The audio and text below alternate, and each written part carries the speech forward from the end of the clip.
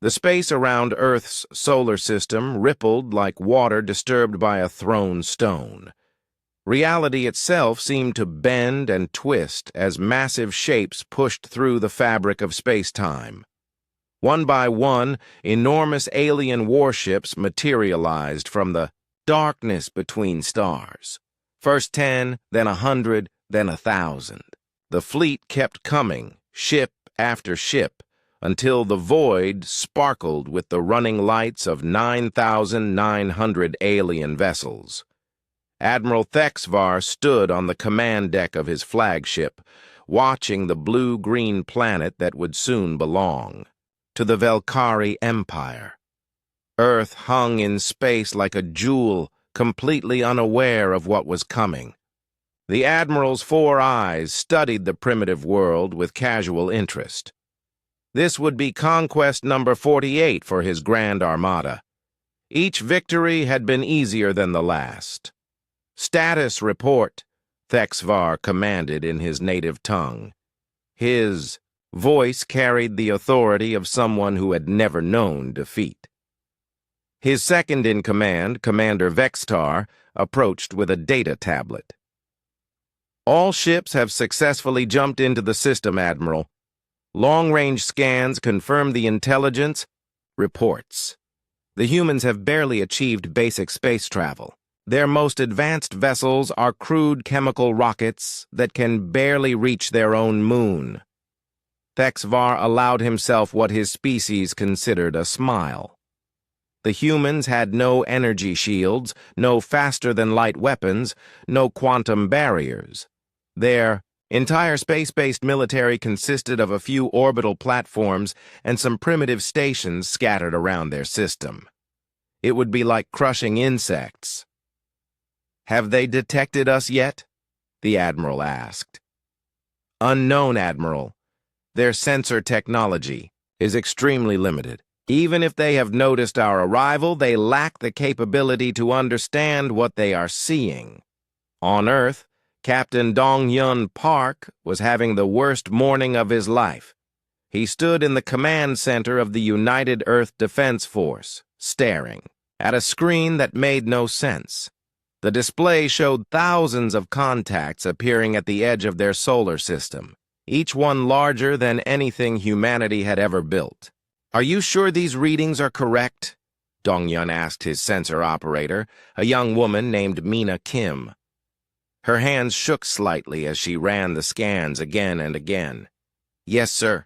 I've checked everything 3 times. The computers aren't malfunctioning. There are really that many ships out there." Mina's voice was steady, but Dong-Yun could hear the fear underneath. Dong-Yun had been a military officer for 20 years.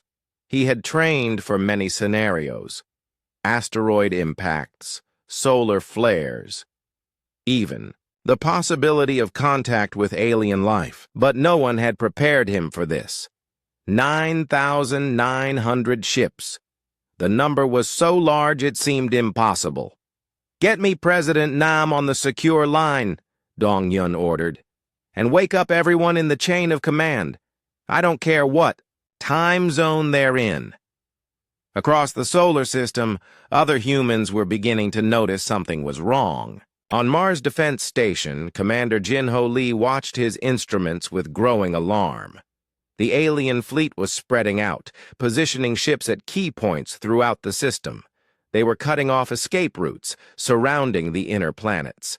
Like a net closing around fish, Jinho had studied military history at the academy. He recognized this formation. It was a siege pattern, designed to prevent any ships from leaving the system. Whatever these aliens wanted, they were making sure no humans could run away to warn others. "Sir," his communications officer called. "Out." "We're getting similar reports from Luna Base, Ceres Station, and the Jupiter mining facilities. Everyone sees the same thing. Thousands of ships, all alien, all moving into attack positions." On Luna Base, civilian engineer Yuna Choi was supposed to be running routine maintenance on the base's power systems. Instead, she found herself studying energy readings that shouldn't exist. The alien ships were putting out more power than Earth's entire electrical grid. Each ship was like a small star, burning with contained energy. Yuna had spent years working with fusion reactors and antimatter containment systems. She understood power generation better than almost anyone alive. What she was seeing scared her more than she wanted to admit. These ships had the power to turn Earth's surface into molten glass. Back on the Velkari flagship, Admiral Thexvar was reviewing the intelligence his scouts had gathered about human civilization. The reports painted a picture of a species that was brave but hopelessly outmatched. Humans fought wars with chemical explosives and metal projectiles. Their most powerful weapons were nuclear bombs that could destroy cities, but would barely scratch the paint on a Velkari warship. They have no understanding of true warfare, Vextar observed, reading over the Admiral's shoulder. No energy, weapons, no force fields, no quantum disruptors. They still use solid matter for protection instead of energy barriers. Thexvar nodded. Primitive, but not unintelligent. Their mathematics and basic science are adequate. They might prove useful as a slave species for construction work. The Velkari had conquered dozens of worlds using the same strategy. Arrive with overwhelming force, demand surrender, and then strip the planet of its resources while putting the population to work. Most species took one look at the Velkari armada and gave up immediately. The few that tried to fight were crushed so quickly that they barely slowed the conquest. Shall we send the standard ultimatum, Admiral? Yes. Give them 72 hours to consider their response. That should be enough time for their leaders to understand the situation and make the only logical choice. The message that reached Earth 12 hours later was transmitted on every frequency humans used for communication. It appeared on television screens, radio broadcasts, and internet connections around the world simultaneously. The translation was perfect, as if the aliens had been studying human languages for years. People of Earth, the message began. You have been selected for incorporation into the Velkari Empire. This is not a negotiation or a request. You have 72 hours to surrender unconditionally. Cease all military activities, power down all weapon systems, and prepare to receive occupation forces. Resistance will result in the complete destruction of your species and the sterilization of your planet. You have been warned. President Kyung-ho Nam sat in the Situation Room beneath the Blue House, surrounded by his top advisors and military commanders. The alien message played on the main screen for the 5th time. Each viewing made it feel more real and more terrifying. How long would our defenses last? The president asked his military chief. General Park shook his head slowly. Mr. President, with respect, we don't have defenses that could handle this. Our entire space-based military consists of maybe 200 armed vessels, most of them converted civilian ships. They have almost 10,000 warships, each one bigger than our largest space station. What about our nuclear weapons? We could probably damage a few of their ships before they wiped us out, but we'd never get close enough to use most of our arsenal. It would be like throwing rocks at a tank. Dr. Soyoung Jang, the head of Earth's most classified research division, spoke up for the first time. Mr. President, we do have some options. They might not expect. Project Wildfire has been developing some unconventional approaches to space warfare. The president looked at her with interest. What kind of unconventional approaches? The kind that only work if you're desperate enough to try them, sir. And the kind that require people willing to die to make them work. As the 72-hour deadline approached, something was happening that the Velkari had never encountered before in their 47 previous conquests. Instead of preparing surrender documents, the humans were mobilizing for war. Every space-capable vessel in the solar system was being retrofitted with weapons. Civilian cargo haulers were being armed with mining charges. Passenger ships were being loaded with nuclear warheads. Captain Taiho Shin looked at the converted garbage hauler he was supposed to command and wondered if his superiors had lost their minds. The ship was held together with emergency patches and hope. Its weapons were mining lasers and construction charges. Against a Velkari warship, it would last maybe 30 seconds. But Taiho had volunteered anyway, just like thousands of other humans across the solar system. Maybe they couldn't win. Maybe this was suicide. But they were going to make the aliens work for their victory. On the Velkari flagship, Admiral Thexavar received reports that made him pause. The humans were not behaving like any species he had conquered before. Instead of panicking or attempting to flee, they were arming every ship they had. Their response to overwhelming force was to prepare for a fight they couldn't win. "Admiral," Vextar said, reading the latest intelligence reports. "The humans appear to be planning some form of resistance. Should we begin the bombardment early?" Thexvar considered this. "No. Let them play with their primitive weapons. It will make no difference to the outcome, and their defiance will serve as an example to other worlds. Sometimes it is useful to demonstrate what happens to species that choose to fight instead of submit." The Admiral had no way of knowing that he had just made the worst mistake in Velkari military history. The 72-hour deadline passed without a word from Earth. Admiral Thexvar waited in his command chamber, expecting the usual panicked transmission begging for mercy. Instead, his communications officer approached with a puzzled expression.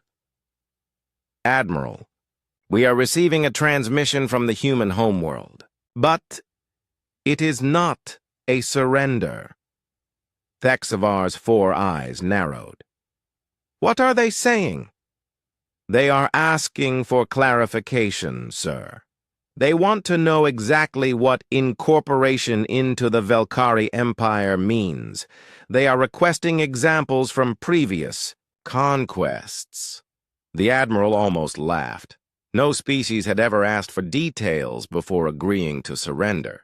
Most civilizations took one look at the Velkari fleet and immediately began preparing capitulation documents. These humans were either very brave or very stupid. "Send them recordings from the Zephyrian conquest," Thexvar ordered. "Show them what happens to species that join the Empire." On Earth, President Kyung-ho Nam watched the alien recordings in the United Nations Emergency Assembly Hall. Every world leader who could reach New York had come in person. Those who couldn't were connected by secure video links. What they saw on the massive display screens changed everything.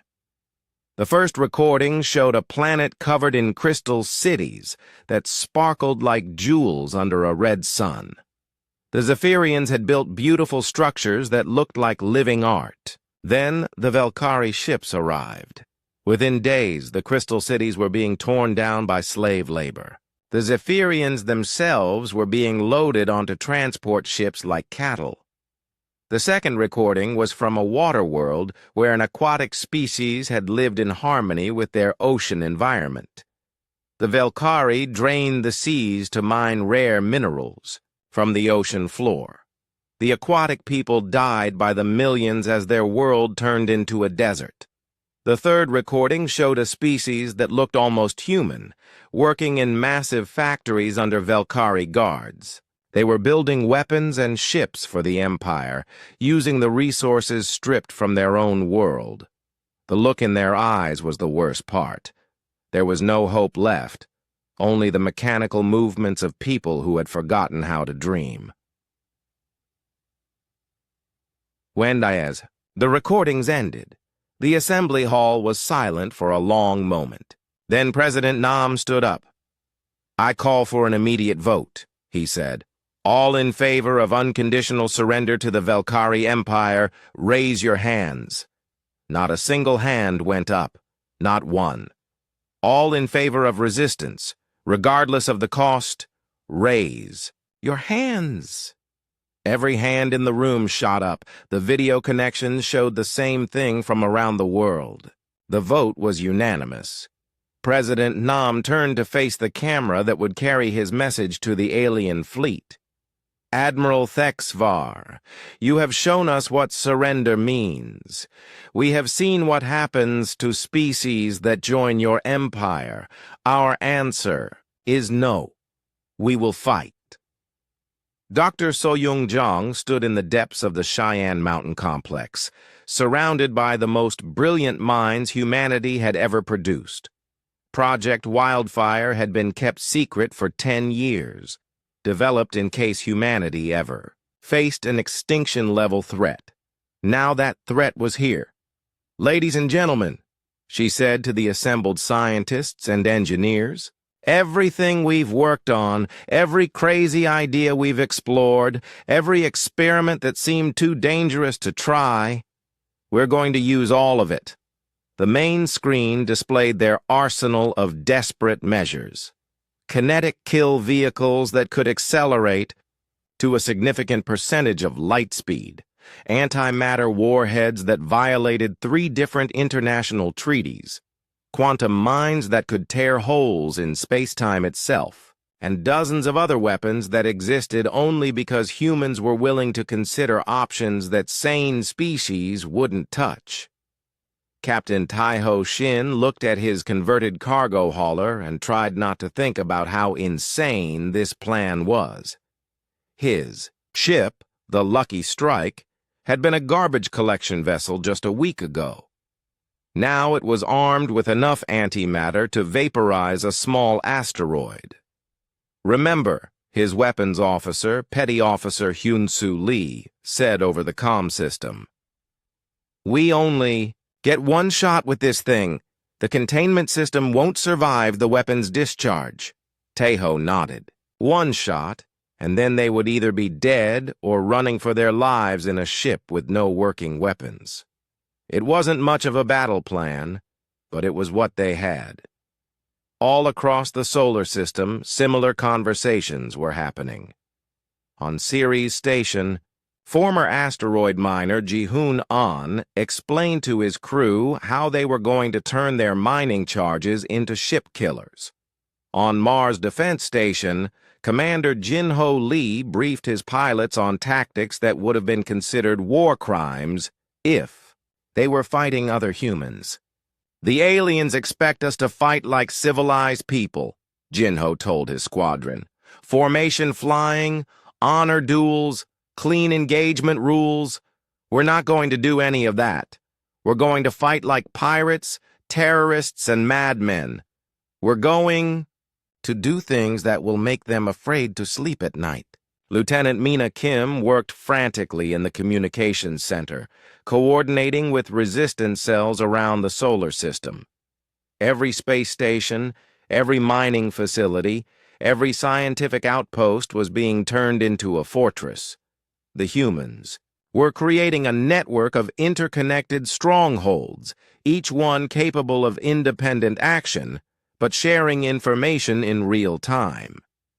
"The beauty of our plan," she explained to her team, "is that we don't have a central command structure for them to destroy. Every ship captain, every station commander, every squad leader can make their own decisions. We're not fighting like an army, we're fighting like a swarm." On the Velkari flagship, Admiral Thexvar studied the tactical displays with growing confusion. The humans were not deploying their forces in any recognizable pattern. Instead of concentrating their ships for maximum defensive firepower, they were spreading out across the entire system. Their largest vessels were hiding in asteroid fields and behind planets, while their smallest ships were moving in seemingly random directions. "What are they doing?" Commander Vextar asked. This deployment makes no strategic sense. They cannot possibly defend their homeworld with such a scattered formation. Thexvar had been wondering the same thing. In 47 previous conquests, enemy fleets had always formed defensive perimeters around their most important worlds. The humans seemed to be abandoning their home planet before the battle even began. Perhaps they are planning to evacuate, the Admiral suggested. Some species attempt to flee when they realize resistance is hopeless. But even as he said it, Thexvar knew it wasn't true. The human ships weren't moving away from the battle zone. They were positioning themselves throughout the system, as if they planned to fight everywhere at once. Engineer Yuna Choi finished her modifications to Luna Base's main reactor and stepped back to admire her work. The base's power system had originally been designed to provide electricity for mining operations and life support. Now it was configured to overload on command, turning the entire facility into a massive bomb. "Are you sure this will work?" asked her assistant. A young technician named Daehyun Kim Yuna nodded grimly. "It'll work. The question is whether we'll have time to evacuate before it goes off." Similar preparations were being made at every human facility in the solar system. If they couldn't win through superior firepower, they would win through superior willingness to sacrifice everything for victory. Back on Earth, ordinary citizens were making extraordinary preparations. Factories that had produced consumer goods were now manufacturing weapons and armor. Civilian pilots were being trained to fly combat missions. Children were being taught to recognize alien technology and how to sabotage it. The world had united in a way it never had before. There were no longer any separate nations, only humanity preparing to fight for its survival. Dr. Sunho Kim, one of Earth's leading physicists, put the finishing touches on his most dangerous creation.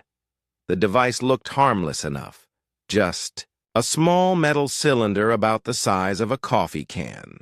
But inside was a carefully contained sample of dark matter, held in place by magnetic fields that would fail if the device was damaged. "How many of these did you make?" Dr. Jang asked him. 50, Sunho replied. "One for each ship in the first attack wave. If we can get these close enough to the alien vessels, the dark matter will interact with their hulls in ways that should prove interesting." What he didn't say was that no one really knew what would happen when dark matter came into contact with the exotic materials the Valkyrie used to build their ships. The interaction could create a small explosion, or it could tear a hole in reality itself. They were going to find out. Captain Dong-Yun Park stood on the observation deck of Earth's primary orbital defense platform, looking out at the approaching alien fleet. In a few hours, the battle would begin. Humanity's ragtag collection of converted civilian ships would face the most powerful military force in the known galaxy. By every logical measure, humanity was about to be wiped from existence. Their weapons were inferior, their ships were improvised, and they were outnumbered 50 to 1. But Dong-Yun felt something he hadn't expected. Hope. "Sir," Lieutenant Seong Won approached with a message tablet. "Final count from all stations. We have 237 armed vessels ready for combat, plus all the stationary defenses and the special weapons." Dong-Yun took the tablet and smiled. 237 ships against 9,900. The odds were impossible, but humanity had faced impossible odds before. "Send the message to all ships." Admiral Thexvar gave the order at precisely 0800 Earth Standard Time. 500 Valkyrie warships broke from the main fleet and began their approach toward the inner planets. It was a standard opening move, designed to test enemy defenses and eliminate any serious resistance before the main assault began. The Admiral expected this first wave to clear out humanity's pitiful space forces within hours. Then they could begin the orbital bombardment that would soften up the planet for invasion. It was the same strategy that had worked on 47 other worlds. "All ships report ready, Admiral," Commander Vextar announced. "Shall we proceed? With standard bombardment protocols?" Thexvar nodded. "Begin the attack. Target their military installations first, then their industrial centers. Leave the population centers intact. We'll need the survivors for labor." The first wave of Velkari ships moved through space in perfect formation, their shields glowing with contained energy. Each vessel was a masterpiece of military engineering, armed with weapons that could crack continents and protected by barriers that could stop anything short of a star going nova. They had traveled less than halfway to Earth when the first human ship appeared on their sensors. It was tiny compared to the Velkari vessels, barely larger than a shuttlecraft. The alien computers identified it as a converted cargo hauler, armed with primitive chemical rockets and what appeared to be mining equipment. The Velkari weapons officers didn't even bother to target it. Their point defense systems would swat it aside automatically. Hyunwoo Bae sat in the pilot's seat of his modified transport ship, watching the alien fleet grow larger on his view screen. His hands were steady on the controls, but his heart was pounding so hard he could hear it over the engine noise. "This is Cargo Runner 7 to all units," he spoke into his radio. "I have visual contact with the enemy fleet. Beginning attack. Run!" The response came back immediately from dozens of voices across the solar system. "Good hunting, 7. Give them hell." Hyunwoo smiled and pushed his engines to maximum power. His ship began to accelerate directly toward the center of the Velkari formation. The alien point defense systems came online, filling space around him with energy beams and particle bursts. His shields failed almost immediately, and his hull began to glow red-hot. But Hyunwoo had studied the alien weapons patterns for weeks. He knew exactly how they tracked targets and where their blind spots were. He flew his dying ship through gaps in their defensive fire, getting closer and closer to the lead Velkari vessel. "Cargo Runner 7 to all units," he transmitted one last time. "Remember my name." Then he crashed his ship directly into the alien flagship's shield generator. The explosion that followed lit up the solar system like a new star. Hyunwoo's cargo hold had been packed with antimatter, enough to power a small city for a year, all released in a single instant. The Velkari ship's shields collapsed, and the blast tore through its hull like paper. But that was only the beginning. The key. Explosion created a chain reaction through the tightly packed alien formation. Debris from the destroyed ship crashed into its neighbors, overloading their shields and damaging their hulls. Secondary explosions rippled through the fleet as damaged vessels lost containment on their own power systems. Within minutes, the perfectly organized Velkari formation had become a chaotic mess of burning ships and scattered debris. Admiral Thexvar stared at his tactical display in shock. One primitive human ship had just destroyed or damaged 37 Velkari vessels. It was impossible. No species had ever achieved such a kill ratio against the Empire's forces. "Status report," he shouted. 17 ships destroyed. 20 damaged, Admiral, his tactical officer reported. The humans used some kind of suicide attack. Their ship was loaded with antimatter. Antimatter? Thexvar couldn't believe what he was hearing. They used antimatter as a weapon? That's insane. What the Admiral didn't understand was that insanity was exactly what the humans were counting on. While he was still processing the destruction of his lead ships, the real attack began. They came from everywhere at once, from behind asteroids, from the shadows of planets, from the cold depths of space where no rational military force would hide. Dozens of human ships, all of them too small to be serious threats, all of them armed with weapons that no civilized species would use. Captain Hanul Ko led a squad of fighters that had been hiding inside a cloud of space debris. Her ships looked like junk, welded together from spare parts, armed with construction tools and mining charges. The Velkari sensors barely registered them as threats. That was their first mistake. Hanul's fighters swarmed over a Velkari cruiser like angry wasps, too small and fast for the big ship's weapons to track effectively. They landed on the hull and began cutting through the armor with industrial plasma cutters. Within minutes, they had breached the ship's outer hull and were pouring inside. What happened next violated every rule of civilized warfare that the Velkari understood. The humans didn't try to capture the ship or take prisoners. Instead, they went straight for the vessel's critical systems, using improvised explosives to destroy everything they could reach. Sergeant Wu Jin Ryu kicked down the door to the alien ship's engine room and tossed in a device that looked like it had been built in someone's garage.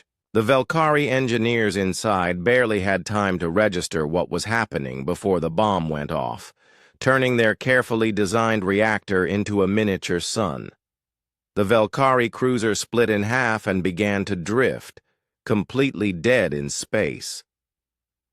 Similar battles were happening throughout the alien fleet. Human boarding parties were using tactics that made no sense to their opponents. They didn't try to hold territory or establish defensive positions. Instead, they struck fast, caused as much damage as possible, and then evacuated before the aliens could organize a response. Lieutenant Yuna Song monitored the battle from her hidden position on one of Saturn's moons. Her job was to intercept alien communications and provide intelligence to the human fighters. What she was hearing made her smile despite the danger. "Translation complete," she reported to Earth Command. "The alien fleet commander is requesting immediate reinforcements. He's reporting casualty rates that his superiors don't believe." The Velkari weren't just losing ships. They were losing their confidence.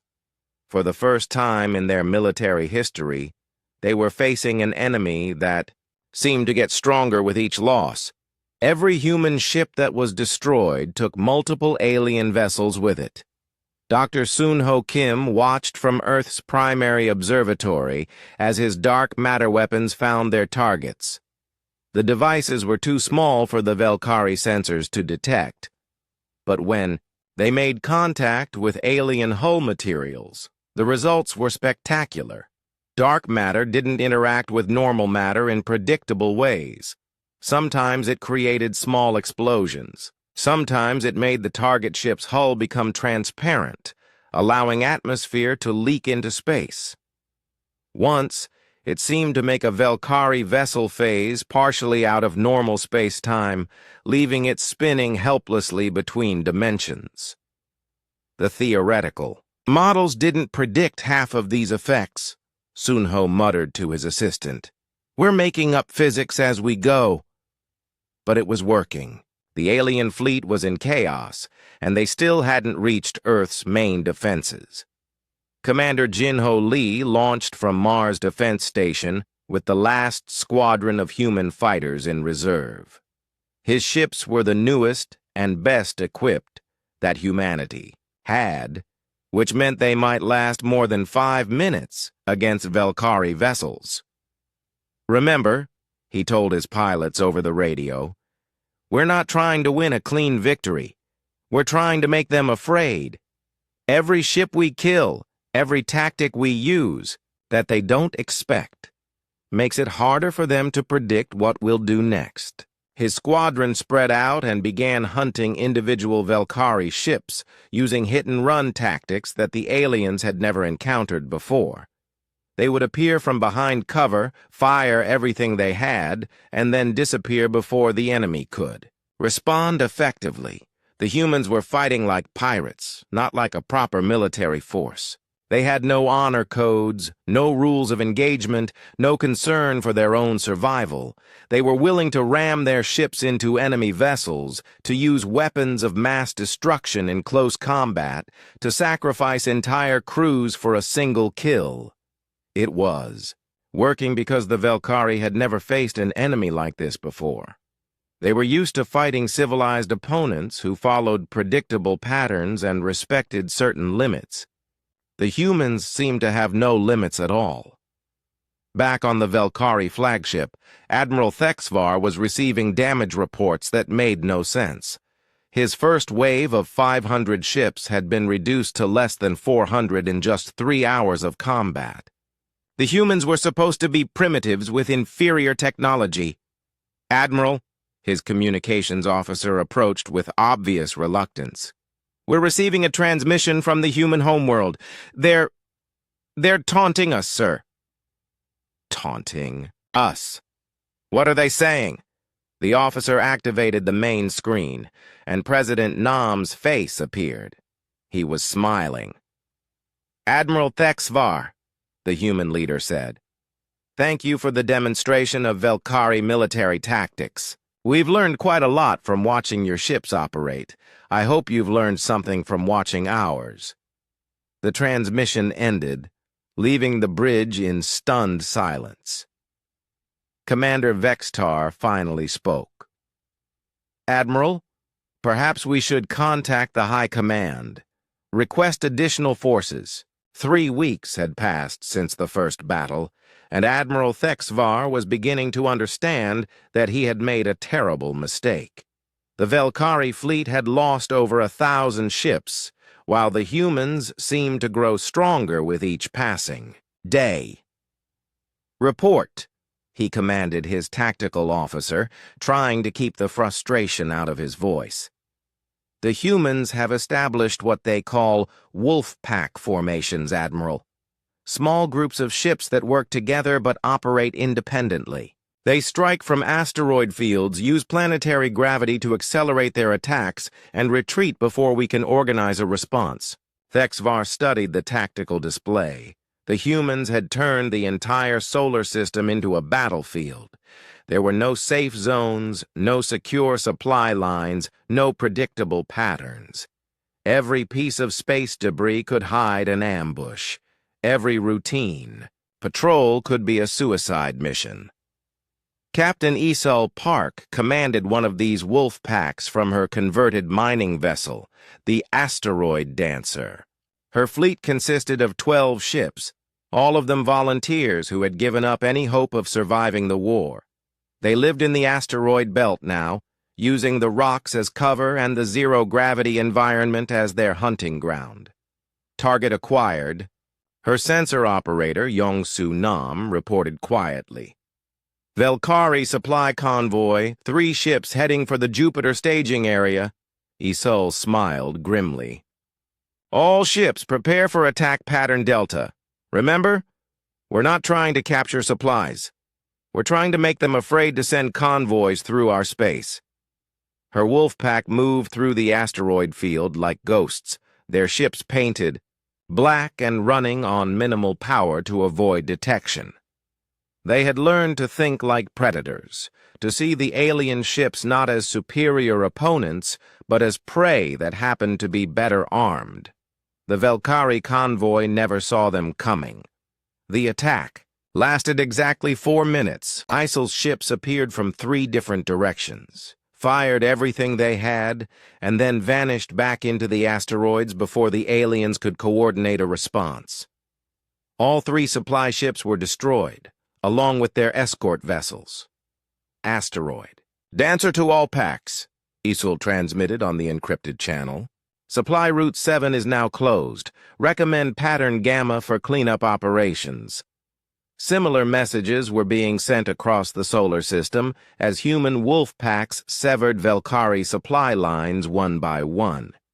The aliens had superior technology, but they needed fuel, ammunition, and replacement parts, just like any military force.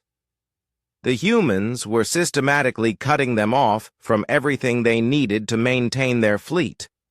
Dr. Sun-Ho Kim had moved his laboratory to a hidden facility on Europa, one of Jupiter's moons. His team had been working around the clock to reverse engineer captured Valkyrie technology, and the results were beyond anything they had hoped for.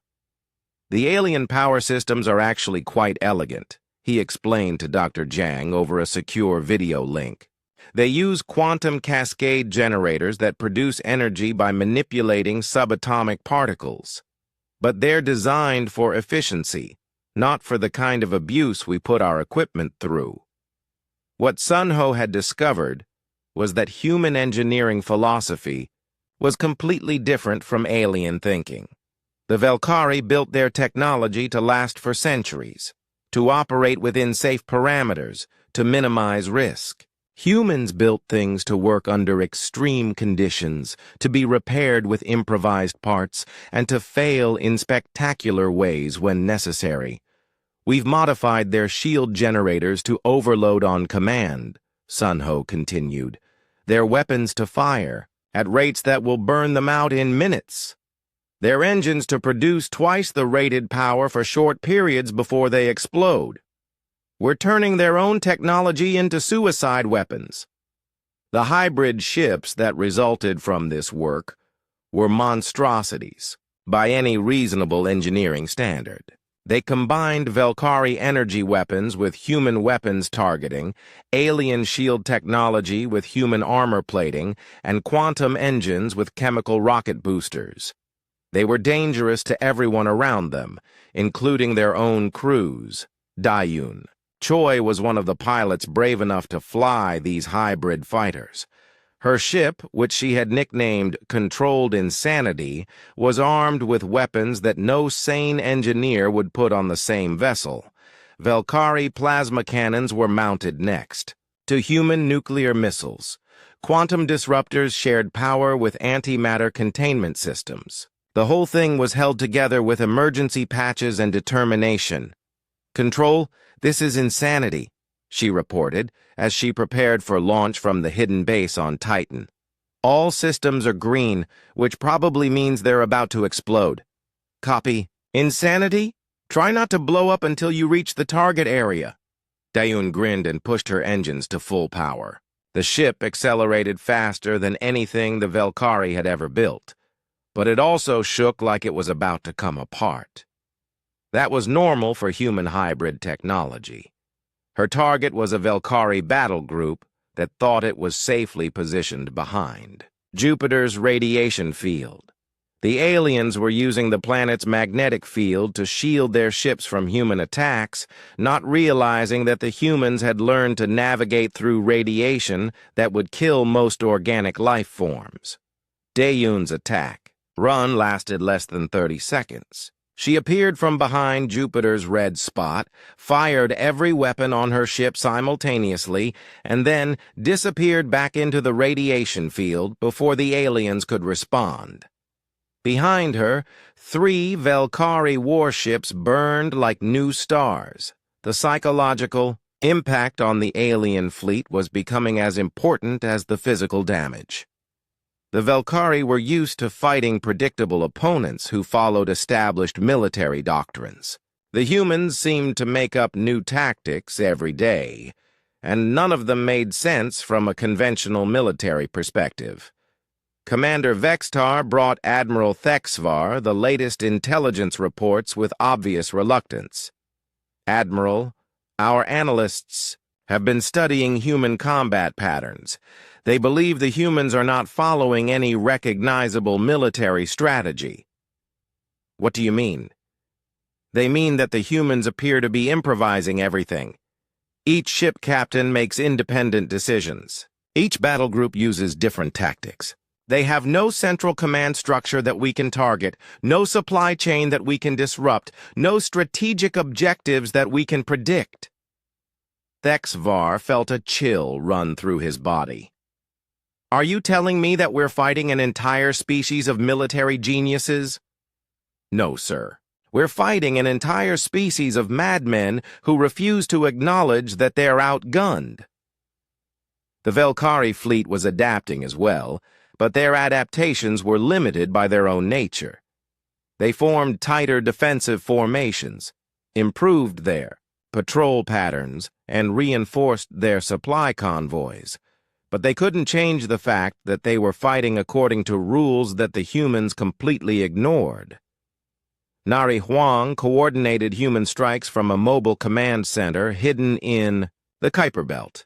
Her job was to analyze Velkari responses and develop new tactics faster than the aliens could counter them. She had a team of military analysts, captured alien technology experts, and what could only be described as professional troublemakers. "The aliens are learning to expect our suicide attacks," she reported to Earth Command. "They're positioning their ships to minimize damage from ramming attempts, and they're using point defense more effectively against our boarding parties. Recommended response?" Nari smiled. "We stop using suicide attacks and boarding parties. Time to introduce them to the concept of human misdirection." The next phase of human tactics was based on the simple principle that the aliens were expecting them to behave like soldiers. Instead, the humans began to behave like criminals, terrorists, and pirates all at the same time. They used captured Velkari transponder codes to disguise their ships as alien vessels. They sent false distress signals to lure enemy ships into ambushes. They hacked into Velkari communications and fed them false information about human fleet positions. Sungwoo Yang had been a computer security expert before the war. Now he spent his time breaking into alien computer systems and causing as much chaos as possible.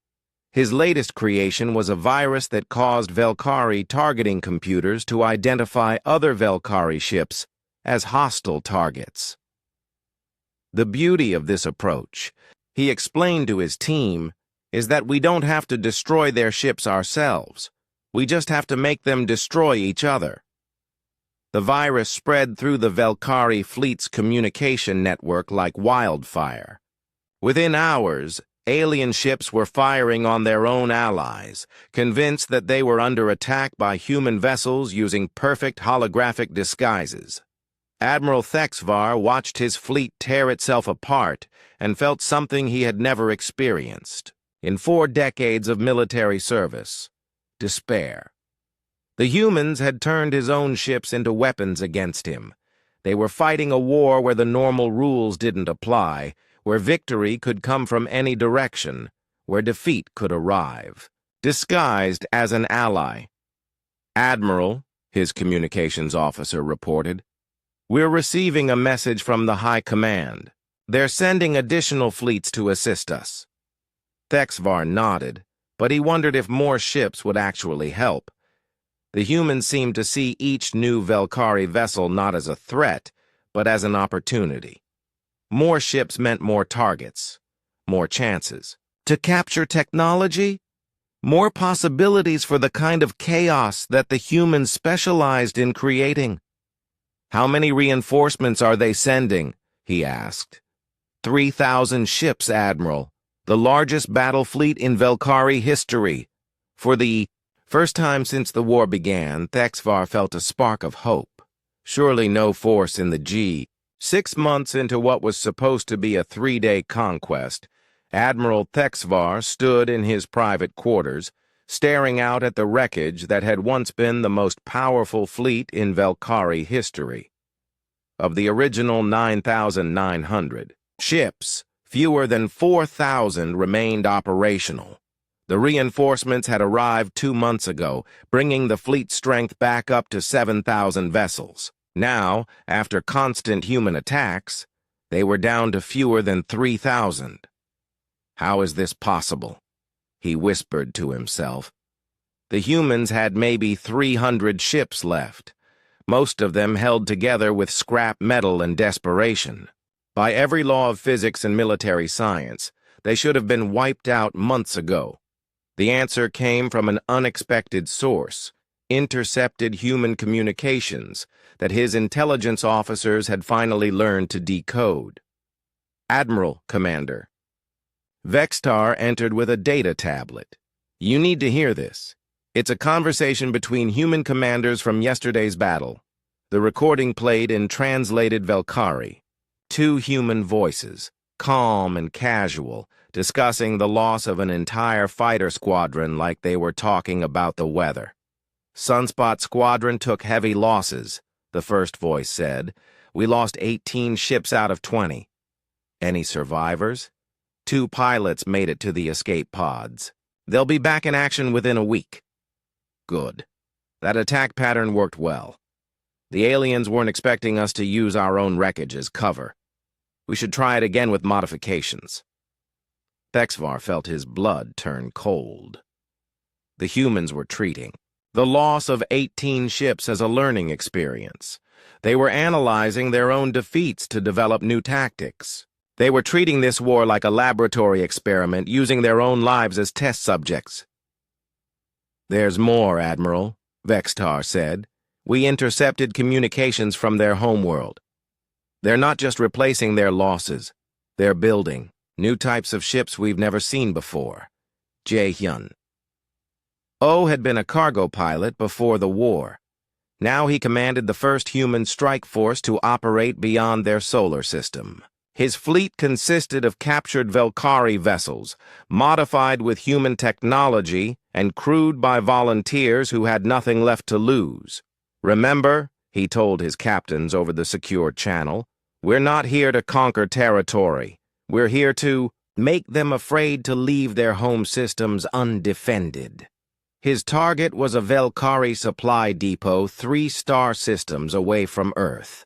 Intelligence suggested it was lightly defended, considered safe because no human force had ever operated this far from home. That was about to change. The attack came without warning. Jae-hyun's ships appeared from hyperspace already firing, their human-modified weapons causing damage that Velkari engineers had never seen before. The depot's defenders had minutes to realize they were under attack before their installations were reduced to burning wreckage. But the real surprise came after the battle. Instead of withdrawing immediately, the human force began setting up permanent bases in the system's asteroid belt. They were establishing a foothold in Velkari space, using captured equipment and improvised construction techniques. Control. This is Strike Group Alpha, Jae-hyun transmitted back to Earth. The depot is destroyed, but we're staying. This system is now under human control. Send construction teams and reinforcements. The psychological impact on the Velkari Empire was immediate and devastating. For the first time in their history, an enemy force had successfully invaded their territory and established permanent settlements. Panic spread through the outer systems as colonists realized that no world was safe from human attack. Dr. Soyoung Jang watched the strategic situation unfold from her new command center on Ganymede. The war had evolved far beyond anything she had originally planned. Operation Wildfire had been designed for desperate defense against overwhelming odds. Now, it had become something else entirely. A blueprint for how a technologically inferior species could defeat a galactic empire. The Velkari are requesting peace negotiations, she informed President Nam during their weekly briefing. Their high command has authorized Admiral Thexvar to begin preliminary discussions. President Nam looked at the tactical displays showing human forces operating in 7 different star systems. What are our terms? Complete withdrawal from human space, recognition of human territorial claims, and full reparations for the damage caused by their invasion. And if they refuse, Doctor? Jang smiled grimly. Then we continue the war until there's no Velkari Empire left to negotiate with. The human war machine had become something terrifying in its efficiency. Every captured alien ship was reverse-engineered and improved. Every Valkyrie tactic was analyzed and countered. Every defeat was turned into a lesson that made the next victory more likely. Nari Huang had been promoted to Supreme Commander of Human Strategic Operations, a title that would have been meaningless 6 months ago. Now she coordinated military actions across dozens of star systems, using a network of captured alien communication technology and human innovation. The Valkyrie are trying to establish a defensive perimeter around their core worlds, she reported, to the Joint Chiefs of Staff. They're pulling ships back from the outer colonies to protect their most important systems. Recommended response? Asked General Park. We let them. Every ship they recall is a colony they abandon. Every world they evacuate is a system we can claim. They're giving us an empire without realizing it. The human expansion was unlike anything the galaxy had ever seen. Traditional conquests were carried out by massive fleets that overwhelmed defenders with superior numbers and technology. The humans were using small, highly mobile forces that appeared anywhere and everywhere, establishing bases in systems that were supposedly impossible to reach. Guri Lim commanded one of these expansion fleets from her flagship, a Valkyrie Heavy, cruiser that had been captured and modified beyond recognition. Her crew was a mixture of former civilian volunteers and Valkyrie defectors who had chosen to join the human cause rather than face destruction. The next target is the Kepler 442 system, she announced to her officers. 3 industrial worlds, 2 major shipyards, and approximately 50,000 Valkyrie civilians. Her alien second-in-command, a Valkyrie engineer named Thol Van, who had witnessed the destruction of his home fleet, raised a concern. Commander, my species will not surrender those facilities easily. They represent centuries of development. Guri nodded. Then we'll have to convince them that cooperation is better than resistance. Send them the recording of what happened to the Altair Defense Fleet. The recording showed the complete destruction of a Valkyrie battle group that had tried to make a stand against human forces. It had lasted less than an hour. The humans had used a new tactic, coordinated attacks by hundreds of small drone ships, each one carrying enough antimatter to destroy a cruiser. Tholvan watched his former comrades' ships being torn apart by swarms of human weapons and felt a mixture of sadness and admiration. Your species fights like no other in the galaxy, he observed. You turn every disadvantage into a weapon. We don't have a choice, Guri replied. When the alternative is extinction, you learn to be creative. Back in Earth's solar system, Admiral Thexavar received the news he had been dreading. The Valkyrie High Command had decided to abandon the invasion of Earth and recall all forces to defend the Empire's core worlds. It was the first strategic retreat in Valkyrie military history. Admiral, his communications officer reported, we're receiving withdrawal orders. All ships are to return to Valkyrie space immediately. Thexvar felt a mixture of relief and shame. Relief that the nightmare was finally ending. Shame that he was the first Valkyrie admiral to lose a war against a primitive species. But as his fleet began to prepare for departure, he realized that the humans weren't going to let them leave peacefully. Captain Dong-Yun Park intercepted the Valkyrie withdrawal from his command ship, humanity's newest and most powerful vessel. Built from a combination of human engineering and captured alien technology, it was a warship that existed only because humans were willing to build things that shouldn't work, but somehow did. All human forces, this is Earth Command, he transmitted, to every human ship in the system. The enemy is attempting to withdraw. Do not let them escape. Every ship that reaches Valkyrie space is a ship that might return to attack us later. The final battle of the Solar War began as the Velkari fleet tried to reach the hyperspace jump points that would take them home. But the humans had spent months learning Velkari technology and tactics. They knew where the alien ships would go and how they would try to escape. What followed was less a battle than a carefully orchestrated hunt. Human ships appeared at every possible exit point, using captured Velkari navigation data to predict enemy movements.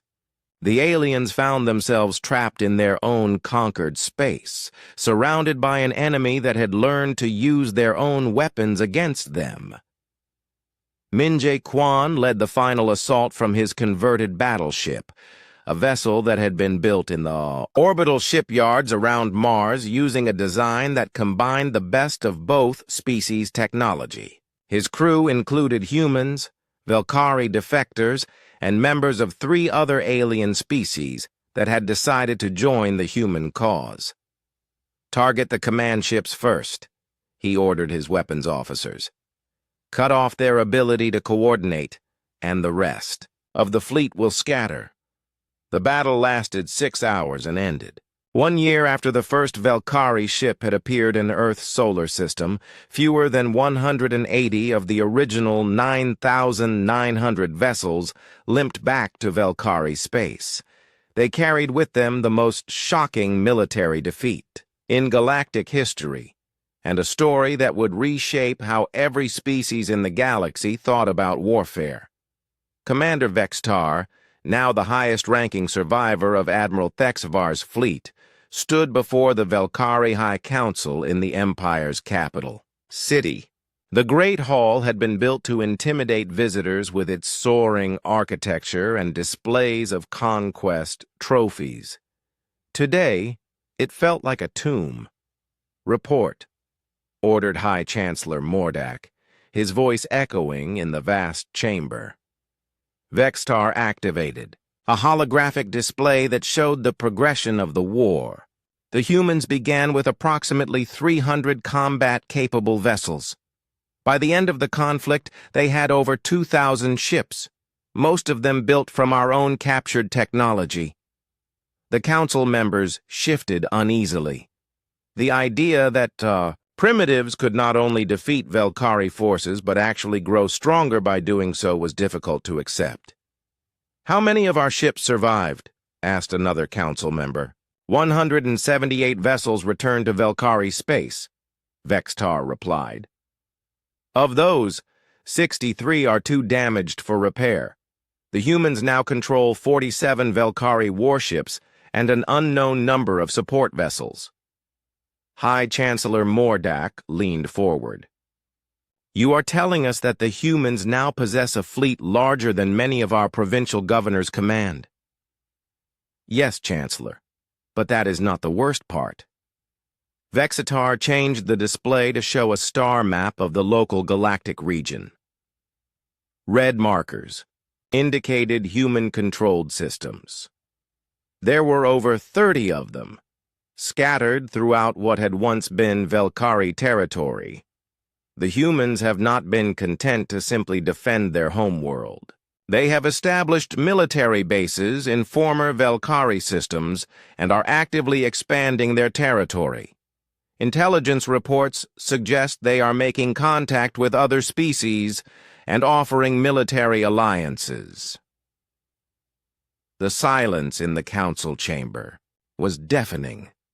For 1,000 years, the Velkari Empire had been the dominant force in this region of the galaxy. Now, in the space of 12 months, a species that had barely achieved interstellar flight had carved out its own empire from Velkari territory. On Earth, Admiral Minjae Quan walked through the orbital shipyards that had become humanity's primary military-industrial complex. The structures around him represented the most rapid technological advancement in recorded history. Ships that combined human engineering philosophy with Velkari advanced technology rolled off production lines every day. "Status report," he requested from his aide, Lieutenant Commander Yeren Seo. Current fleet strength is 2,147 vessels, she reported. 312 are pure human design, 896 are hybrid human Velkari construction, and the remainder are captured alien ships with human modifications. Minje nodded, studying the tactical displays that showed human forces spread across dozens of star systems. And our diplomatic situation? 17 species have requested mutual defense treaties. The Zephyrians are offering to share their crystal technology in exchange for protection from Velkari retaliation. The Aquari survivors want human assistance in reclaiming their homeworld.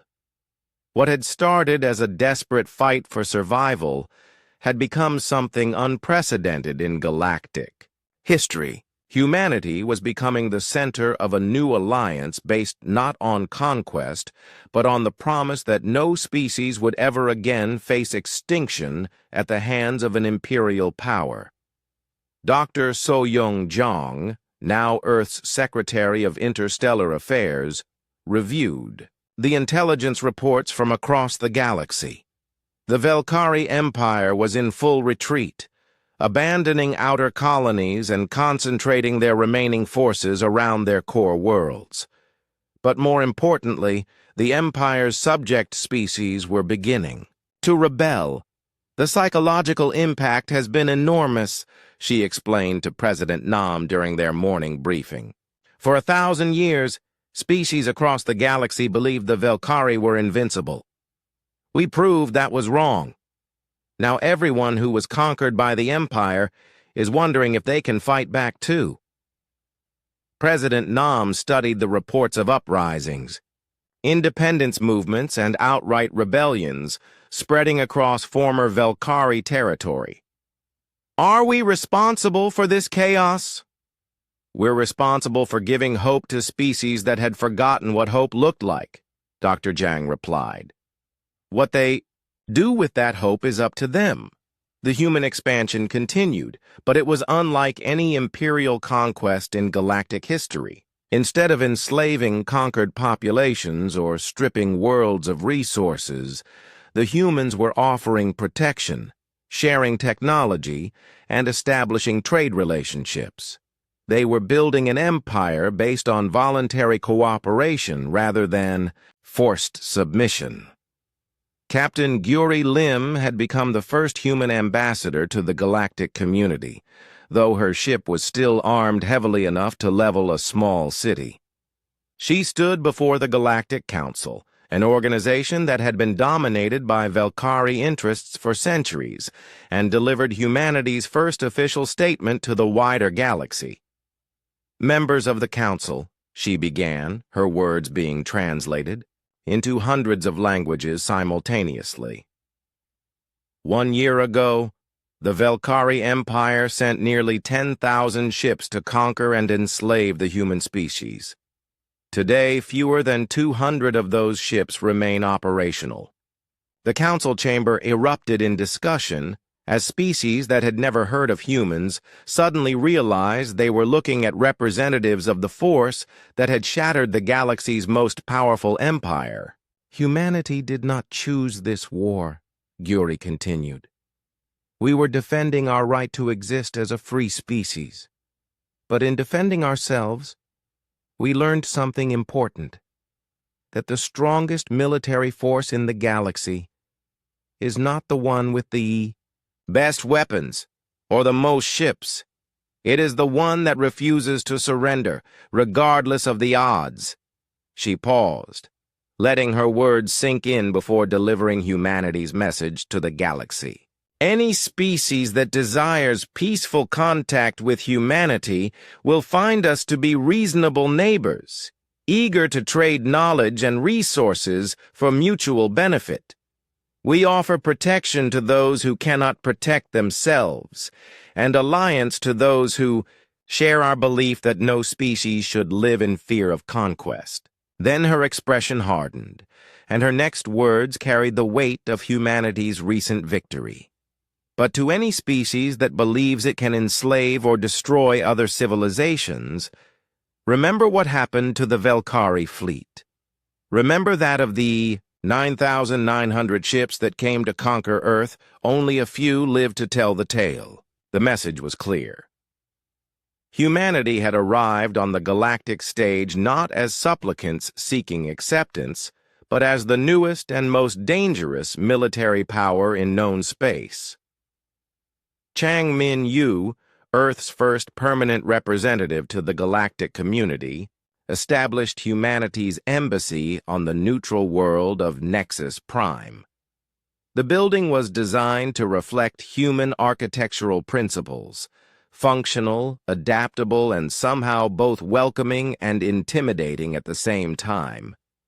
His first visitor was a delegation from the Zephyrian Crystal Cities, the survivors of one of the Velkari Empire's earliest conquests. They came seeking what they called the human solution to imperial oppression. Your species accomplished something we thought was impossible, the lead Zephyrian diplomat explained. You defeated the Velkari not through superior numbers or better technology, but through superior will. We want to learn how to fight like humans. Changmin considered the request carefully. Fighting like humans means accepting that you might lose everything but refusing to give up anyway. It means turning your weaknesses into weapons and your defeats into lessons. It means being willing to sacrifice anything, including your own lives, for victory. We understand, the Zephyrian replied.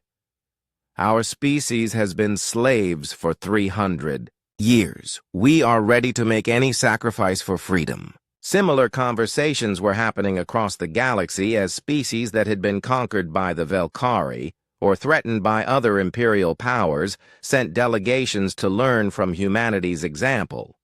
The humans found themselves in the unexpected position of being teachers rather than students in galactic affairs. But perhaps the most important conversations were happening between humans and Velkari prisoners of war.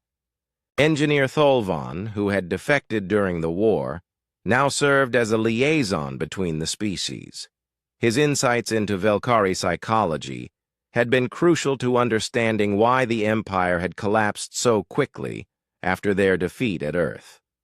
Your species terrifies us, he admitted to Dr. Zhang during one of their regular meetings. Not because of your weapons or your ships, but because of your mindset. Velkari fight to conquer. When conquest becomes impossible, we withdraw. Humans fight to survive. As long as even one human remains alive, you will continue fighting.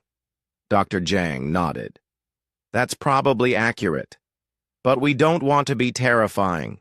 We want to coexist peacefully with other species. Then you must understand something about the galaxy, Tholvan said. For 1,000 years, peace has been maintained through the threat of Velkari retaliation. Now that threat is gone. Some species will see this as an opportunity for expansion. Others will seek new protectors. The balance of power has changed, and humanity is at the center of that change. 1 year after the war's end, the galaxy was indeed changing. The Velkari Empire had shrunk to a fraction.